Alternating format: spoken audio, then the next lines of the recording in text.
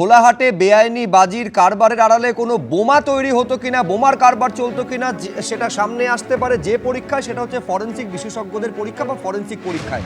ইতিমধ্যে ফরেনসিক বিশেষজ্ঞ দল ঘটনাস্থলে পৌঁছেছে। এই মুহূর্তের আপডেট পার্থপ্রতিম ঘোষ আমাদের প্রতিনিধি বলতে পারবেন। পার্থ,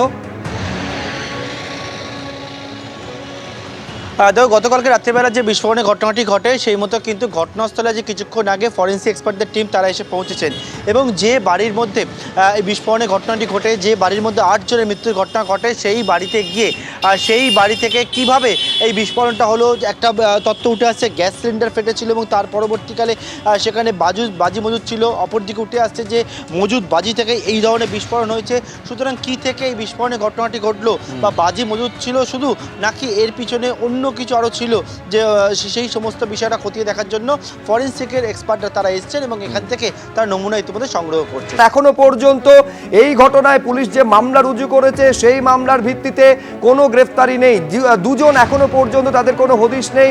আপনারা জানেন গতকাল 8:30 থেকে 9টার মধ্যে বিস্ফোরণের ঘটনা ঘটেছে।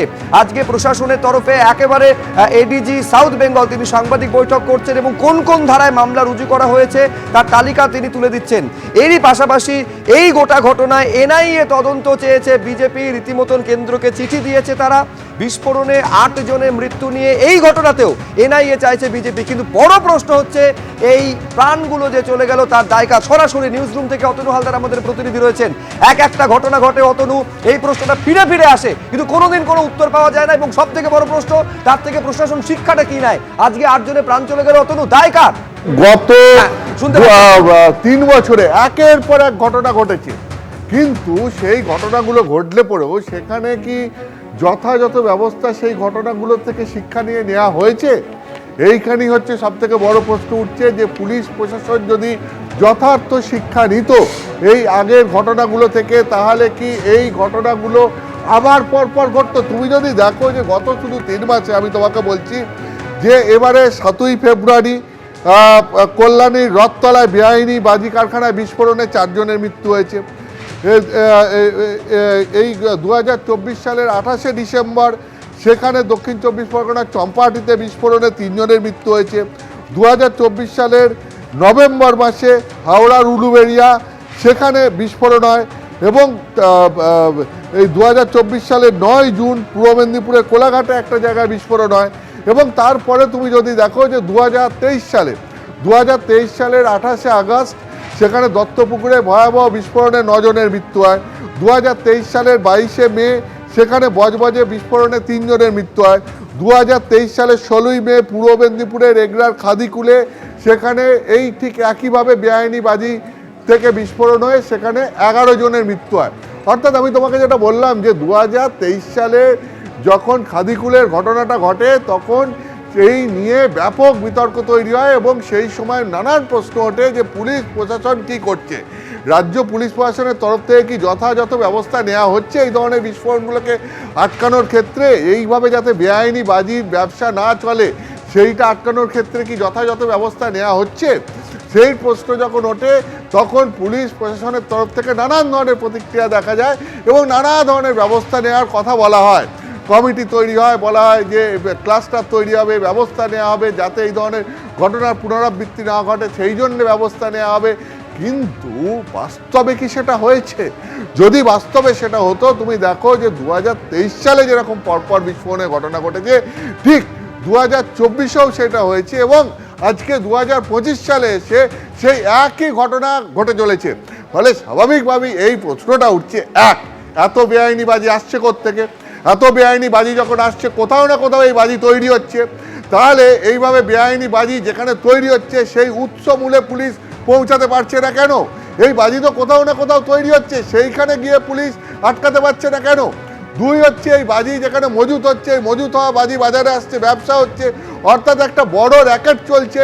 তাহলে তার সূত্র ধরে পুলিশ এটাকে বন্ধ করতে পারছে না কেন? তাহলে স্বাভাবিকভাবেই প্রশ্ন উঠছে যে এগুলো কি শুধুমাত্র পুলিশের ক্যালাসনেস আর পুলিশ অ্যাডমিনিস্ট্রেশন শুধুমাত্র এটাকে তাদের গাফিলতি হিসাবে ধরছে, নাকি এর পেছনে কোথাও একটা প্রচ্ছন্ন মদত রয়েছে? কারণ তুমি যদি দেখে থাকো 2022 সালের অক্টোবর মাসে এই আজকে যে বাড়িতে বিস্ফোরণ হয়েছে সেই বাড়ির মালিককে গ্রেপ্তার করা হয়েছিল প্রায় 68.5 কেজি বাজি সহ। তাহলে 2022 সালে যাকে গ্রেপ্তার করা হলো বেআইনি বাজি সহ, তারপরে তার ব্যবসা চলছে কি করে? পুলিশের সার্ভিলেন্স কোথায়? ব্যবসা তো রমরমিয়ে গড়ে উঠছে কি করে? তারপরে এই ব্যবসা রমরমিয়ে চলছে কিভাবে? তাহলে পুলিশ কি ব্যবস্থা নিয়েছে, কি নজরদারি রেখেছে যার জন্য এই ব্যবসা চলছে? ফলে স্বাভাবিকভাবেই প্রশ্ন উঠছে যে পুলিশ প্রশাসন কি আদৌ এই ধরনের বেআইনি ব্যবসা বন্ধ করতে চায়? যদি চায় তাহলে তার জন্য যে যে ব্যবস্থা নেওয়া দরকার সেই ব্যবস্থা কোথায় নেওয়া হচ্ছে?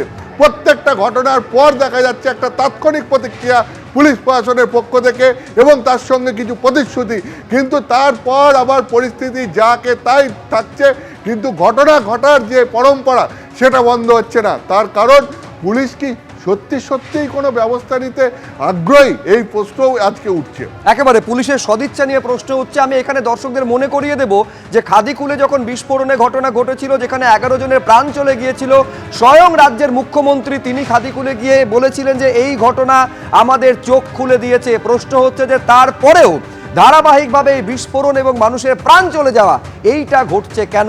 আজকে এই ঘটনা নিয়ে পুলিশের তরফে সাংবাদিক বৈঠক করা হয়েছিল। এডিজি দক্ষিণবঙ্গ তিনি কি বললেন দেখাবো। দুর্ঘটনা যে কোনো সময় ঘটতেই পারে, কিন্তু সমস্যা হলো যদি লোকালয়ের মধ্যে ঘটে যায়, লোকালয়ের মধ্যে বাজি মজুদ থাকে, তাহলে মানুষের প্রাণ চলে যায়। এই সচেতনতা বোধটা বাজি যারা ব্যবসার সঙ্গে যুক্ত আছেন তাদের মধ্যে আমরা আনার চেষ্টা করব, আমরা বৈঠক করব, আমরা তাদের বলবো যদি সমবায় ভিত্তিতেও যদি বাজি প্রস্তুতকারক যে ইউনিয়ন সংগঠন সংস্থাগুলি আছেন তারা যদি এমন কোনো স্থান নির্দিষ্ট করেন যেটা লোকালয় থেকে দূরত্বে, কোনো ধরনের দাহ্য পদার্থে যে কোনো সময় শর্ট সার্কিট থেকে আগুন ঘটতেই পারে, অন্য কোনোভাবেও ঘটতে পারে, কিন্তু যদি ঘটে তাহলেও যাতে মানুষের প্রাণহানি না হয় সেইটা সুনিশ্চিত করার জন্য সচেতনতা প্রয়োজন এবং সেফ স্টোরেজের জায়গা আইডেন্টিফাই করা যান। Safe storage is a priority. আমরা দেখতে পাচ্ছি লোকালয়ের মধ্যে বাচ্চা আছে, বয়স্ক আছে, পাড়া প্রতিবেশী আছে, বাজারহাট আছে, স্কুল কলেজ আছে, সেইখানে যাতে বাজি মজুত না করা হয়, যাতে স্টোরেজ করা যায় কোনো একটা সেফ জায়গায়, কোনো একটা যেখানে মানুষের জনবসতি নেই এমন কোনো জায়গায়, সেইটা আমরা ডেফিনেটলি খুব শীঘ্রই আমরা বৈঠক করব বিভিন্ন বাজি সংস্থা প্রস্তুত করে।